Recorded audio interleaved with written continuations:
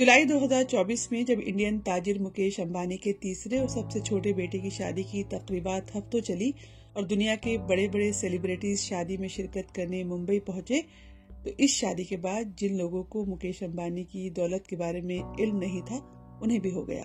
एक अंदाजे के मुताबिक शादी पर 13 बिलियन रुपए खर्च किए गए। 117 बिलियन डॉलर की नेटवर्थ वाले मुकेश अंबानी इंडिया के सबसे अमीर और दुनिया के 17वें सबसे अमीर शख्स हैं। मुकेश अंबानी के एक छोटे भाई भी हैं जिनका नाम है अनिल अंबानी। मुकेश अंबानी की तरह ही अनिल अंबानी को भी अपने वालिद और इंडिया के नामवर ताजिर धीरूभाई अंबानी की दौलत का आधा हिस्सा मिला था।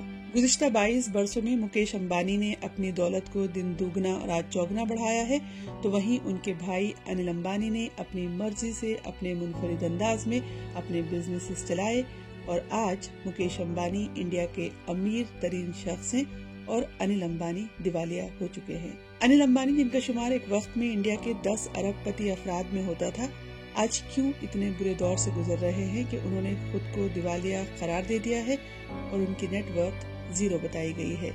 यही है आज का BBC रीड्स। तहरीर है दिनेश उप्रेती की और मैं हूँ खदीजा आरिफ। आप सुन रहे हैं BBC रीड्स। एक बार कामयाबी मिल जाए तो अगली कामयाबी आसान हो जाती है। अनिल अंबानी ने ये बात सन 2004 में BBC को दिए गए एक इंटरव्यू में कही थी। उस वक्त वो रिलायंस इंडस्ट्रीज के लिए काम कर रहे थे, जिसकी बुनियाद उनके वालिद धीरूभाई अंबानी ने रखी थी और उन्हें अपने बड़े भाई मुकेश अंबानी की हिमायत हासिल थी। लेकिन अगले चंद महीनों में हालात तेजी से बदले और दोनों भाइयों ने खानदानी कारोबार को 2 हिस्सों में तकसीम करने का फैसला किया।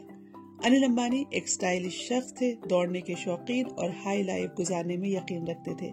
जब वालिद की दौलत का बंटवारा हुआ तो उन्हें 2005 में लंबी अदालती कार्रवाई के बाद वो मिला जो वो चाहते थे या जो उनकी शख्सियत की अक्कासी करता था, जैसे टेलीकॉम, फाइनेंशियल सर्विसेज और एनर्जी, यानी नए दौर के नए कारोबार। रिलायंस ग्रुप का अहम कारोबार पेट्रोकेमिकल्स था, लेकिन इंतहाई पुरएतमाद अनिल अंबानी को नए दौर के कारोबारों में तरक्की के ज्यादा इम्कानात नजर आए।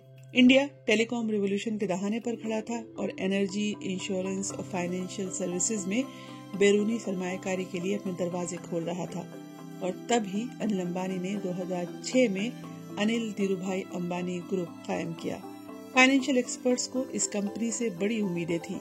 साल 2008 में उन्होंने रिलायंस पावर का IPO लॉन्च किया। ये इंडियन स्टॉक मार्केट के लिए एक तारीखी लम्हा था, क्योंकि IPO सिर्फ चंद मिनट में ओवर सब्सक्राइब हो गया था। जितने शेयर ऑफर किए गए उनसे तकरीबन 69 गुना शेयरों के लिए बोलियां लगाई गई। ये उस वक्त इंडिया का सबसे बड़ा IPO था। 2008 में फोर्ब्स मैगजीन के एक सर्वे में अनिल अंबानी 42 अरब डॉलर की मजमूई मालियत के साथ दुनिया के 6ठे सबसे अमीर शख्स थे। लेकिन फिर ऐसा क्या हुआ कि उनके बेशतर दांव उल्टे पड़ने लगे। पेंसिल्वेनिया यूनिवर्सिटी के वॉर्टन बिजनेस स्कूल से MBA की तालीम हासिल करने वाले अनिल अंबानी ने पावर की कंपनी तो बना ली, लेकिन अपने बड़े भाई मुकेश अंबानी के साथ उनके झगड़े खत्म नहीं हुए और ये झगड़े इस कारोबार की राह में आड़े आए। सीनियर बिजनेस जर्नलिस्ट पवन कुमार कहते हैं कि अनिल अंबानी ने दादरी गैस प्रोजेक्ट लॉन्च किया। इसके लिए कृष्णा गोदावरी बेसिन से सस्ती नरकों पर गैस हासिल की जानी थी, लेकिन इस कृष्णा गोदावरी बेसिन के मालकाना हक मुकेश अंबानी के पास थे और उन्होंने सस्ते दामों पर गैस देने से इनकार कर दिया और ये लड़ाई सुप्रीम कोर्ट तक पहुंच गई। 2010 में अदालत ने हुक्म दिया कि दोनों भाई जायदाद से मुताल्लिक खानदानी समझौते को दोबारा तय करें। इसके साथ ही अदालत ने गैस की कीमत मुकर्रर करने का हक हुकूमत को दे दिया। नए कॉन्ट्रैक्ट के तहत गैस की कीमत $4.2 फी MMBTU यानी million metric British thermal unit तय की गई, जबकि 2005 में दोनों भाइयों ने ये कीमत $2.3 फी MMBTU तय की थी। इसके अलावा अनिल अंबानी ने जनूबी अफ्रीका की टेलीकॉम कंपनी MTN के साथ भी मुआहदा करने की कोशिश की, लेकिन इसमें भी उन्हें कामयाबी नहीं मिली। टेलीकॉम में एक्सपेंशन के बहुत ज्यादा इम्कानात थे, लेकिन इसके लिए बड़ी सरमायाकारी की जरूरत थी। बिजनेस जर्नलिस्ट असीम मनचंदा कहते हैं कि ऐसा लग रहा था कि अनिल अंबानी के दाव बैकफायर करने लगे हैं। वो ऐसे प्रोजेक्ट्स में कूदते थे जिनके लिए हजारों करोड़ रुपए दरकार होते थे। वो बैरून ममालिक में कंपनियां खरीदने और अपने एम्पायर को वसी करने में बेदरीग खर्च कर रहे थे اور پھر بدقسمتی سے 2008 میں امریکہ میں لیہمین برادرز کے خاتمے سے پوری دنیا معاشی کساد بازاری کی زد میں آ گئی اور انل امبانی بھی اس سے نہ بچ سکے۔ صحافی پون کمار کہتے ہیں کہ لیہمین برادرز کیس کے بعد انڈیا میں بینکنگ سیکٹر کے لیے قوانین سخت کر دیے گئے، صنعت کاروں کو بھی قرضے حاصل کرنے میں مشکلات کا سامنا کرنا پڑا۔ انل امبانی اپنے کاروبار کو بڑھا رہے تھے، ان کے پاس پیسے کی کمی تھی اور انہیں سرمایہ کی سخت ضرورت تھی۔ ٹیلی کام انڈسٹری میں 2G اسپیکٹرم کی مبینہ بدعنوانی کے کیس میں 2011 میں مرکزی تفتیشی بیورو یعنی CBI نے انل امبانی سے پوچھ گچھ کی تھی۔ اب بات انل امبانی کے کام کرنے کے طریقے کی اور ان کے شاہانہ انداز کی۔ انل امبانی نے جیسے ہی ریلائنس دھیرو بھائی امبانی گروپ کے چیئرمین کا عہدہ سنبھالا، ان کے کام کرنے کا شاہانہ انداز واضح طور پر نظر آنے لگا۔ اکثر میڈیا میں ان کا خوب ذکر رہتا تھا۔ اسیم منچندا کہتے ہیں کہ انل امبانی اپنے ٹیلی کام کاروبار سے متعلق چھوٹے سے چھوٹے اعلانات کے لیے بھی پریس کانفرنسز بلایا کرتے تھے۔ وہ اپنے عہدیداروں سے تفصیلی پریزنٹیشن مانگتے تھے، دلی میں ٹیلی کمیونیکیشن کی وزارت جایا کرتے تھے، قریب میں واقع نیوز ایجنسیز کی کینٹین جا کر صحافیوں سے ملاقات کرتے تھے اور بالی ووڈ میں ان کی دوستیوں کا خوب چرچا تھا۔ وہ امیتابھ بچن سمیت کئی بالی ووڈ ستاروں کے قریب تھے اور اکثر سماجوادی پارٹی کے رہنما امر سنگھ کے ساتھ دیکھے جاتے تھے۔ انل امبانی کا بالی ووڈ سے رشتہ پرانا ہے۔ انہوں نے مشہور اداکارہ ٹینا منیم سے شادی کی ہے۔ اپنے کاروبار کو بڑھاتے ہوئے انل امبانی نے انٹرٹینمنٹ کی دنیا میں بھی قدم رکھا۔ انہوں نے فلم ساز اسٹیون اسپیلبرگ کے ڈریم ورک اسٹوڈیوز کے ساتھ شراکت میں فلمیں پروڈیوس کی۔ انہوں نے ملٹی پلیکس چین ایڈ لیبس خریدی اور 2008 تک انڈیا اور بیرون ملک میں 700 اسکرین کے ساتھ سب سے بڑے ملٹی پلیکس کے مالک بن گئے۔ سن 2002 میں جب ریلائنس انفوکام یا آرکام کو لانچ کیا گیا تو اس نے CDMA یعنی code division multiple access technology کا انتخاب کیا۔ یہ دعویٰ کیا گیا کہ یہ ایک ابھرتی ہوئی ٹیکنالوجی ہے اور مارکیٹ میں موجود دیگر آپریٹرز جیسے ایئرٹیل اور ہچسن کی global system for mobile technology سے بہتر ہے، لیکن CDMA صرف 2G اور 3G تک ہی محدود تھی۔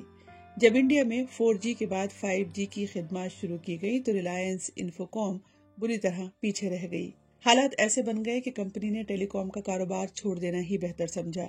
انل امبانی نے ستمبر 2018 میں ریلائنس کمیونیکیشن کے شیئر ہولڈرز کی سالانہ میٹنگ میں اعلان کیا کہ ہم نے فیصلہ کیا ہے کہ ہم اس شعبے میں مزید آگے نہیں بڑھیں گے، لیکن انل امبانی کی مشکلات کے کم ہونے کے آثار نظر نہیں آ رہے تھے۔ اسیم منچندا بتاتے ہیں کہ انل امبانی نے اپنے ٹیلی کام اثاثے اپنے بڑے بھائی مکیش امبانی کی کمپنی ریلائنس جیو کو 18,000 کروڑ روپے میں فروخت کرنے کا سمجھوتا کر لیا تھا، لیکن یہ ڈیل اس وقت ٹوٹ گئی جب ٹیلی کمیونیکیشن کے محکمے نے اصرار کیا کہ ریلائنس جیو کو ریلائنس کمیونیکیشن کے واجبات بھی ادا کرنے ہوں گے، جسے مکیش امبانی نے قبول کرنے سے انکار کر دیا۔ اب بات رفال کی اور اس سے جڑے تنازع کی۔ انل امبانی نے سن 2015 میں پیپاواؤ ڈیفنس اینڈ آف شور انجینئرنگ کو 2082 کروڑ میں خریدا۔ ان کا ارادہ دفاعی شعبے میں قدم رکھنے کا تھا، لیکن یہاں بھی تنازعات نے ان کا پیچھا نہیں چھوڑا۔ اپوزیشن پارٹی کانگریس نے انل امبانی پر رفال طیاروں کے سودوں میں غیر منصفانہ فائدہ اٹھانے کا الزام لگایا۔ راہل گاندھی نے 7 مارچ 2019 کو دلی میں ایک پریس کانفرنس میں کہا تھا کہ رفال سودے میں تاخیر ہوئی تاکہ انل امبانی کو 30,000 کروڑ روپے مل سکے۔ اگر یہ سودا ہماری حکومت کے معاہدے کے مطابق ہوتا تو رفال طیارے اب تک انڈیا میں ہوتے۔ سوال یہ ہے کہ کیا تیز ترار انل امبانی کی کمپنیاں ریسیشن کا شکار ہوئیں یا بد انتظامی کی وجہ سے ان کا یہ انجام ہوا؟ صحافی پون کمار کہتے ہیں کہ یہ دونوں وجوہات تھیں۔ انل امبانی اپنے کاروبار پر توجہ نہیں دے سکے۔ اگر وہ ایک کاروبار میں ناکام ہوتے تو دوسرے کاروبار کا رخ کرتے۔ یقیناً انہوں نے ہر اس کاروبار میں قدم رکھا جو منافع بخش سودا ہو سکتا تھا، لیکن کاروبار کو چلانے کے لیے کافی سرمایہ کی ضرورت تھی جو ان کے پاس نہیں تھا۔ انل امبانی جو کبھی دنیا کے 6 امیر ترین شخص تھے، اب قرض، فراڈ سے لے کر منی لانڈری تک کے مقدمات کا سامنا کر رہے ہیں۔ 2020 میں چینی بینکوں کے قرض سے متعلق ایک کیس میں انگلینڈ کے ہائی کورٹ میں سماعت کے دوران انل امبانی نے اعتراف کیا تھا کہ وہ بینکرپٹ یا دیوالیہ ہو چکے ہیں اور قرض ادا کرنے سے قاصر ہیں۔ ان کے وکیل نے اپنی دلیل میں کہا تھا کہ انل امبانی کی نیٹ ورتھ 0 ہے، وہ دیوالیہ ہو چکے ہیں، اس لیے وہ واجبات ادا نہیں کر سکتے اور ان کے خاندان والے بھی ان کی مدد نہیں کر سکیں گے۔ فی الحال انل امبانی کی کمپنیوں سے منسلک 17 کروڑ روپے کے مبینہ لون فراڈ کی تحقیقات جاری ہیں۔ इन्फोर्समेंट डायरेक्टोरेट यानी ईडी ने मनी लॉन्ड्रिंग केस में अनिल अंबानी से पूछगछ की है। इससे न सिर्फ उनकी ग्रुप कंपनियों के शेयर होल्डर्स को झटका लगा है, बल्कि अनिल अंबानी की बची कुची हिस्सेदारी भी तेजी से खत्म हो रही है। माहिरीन का ख्याल है कि जब लोग ये कहते हैं कि मुकेश अंबानी ने अपने भाई की मदद नहीं की, तो ये शिकवा इसलिए जायज नहीं है क्योंकि 2019 में उन्होंने अनिल अंबानी के $80 मिलियन के कर्जे अदा किए थे और उन्हें जेल जाने से बचाया था। और हकीकत तो यह है कि दोनों भाइयों को अपने वालिद की बेपनाह दौलत से बराबर का हिस्सा मिला था, लेकिन मुकेश अंबानी ने अपनी मेहनत और सही फैसलों से इस दौलत में इजाफा किया और अनिल अंबानी ऐसा करने में नाकाम रहे। BBC reads. BBC रीड्स के जरिए हमारी यही कोशिश है कि BBC उर्दू की वेबसाइट की वो स्टोरीज जिनमें ऑडियंस की दिलचस्पी ज्यादा नजर आती है, उन्हें और भी ज्यादा लोगों तक क्यों न पहुंचाया जाए। तो हम पढ़ें और आप सुनिए और अपने दोस्तों और साथियों को भी सुनाइए।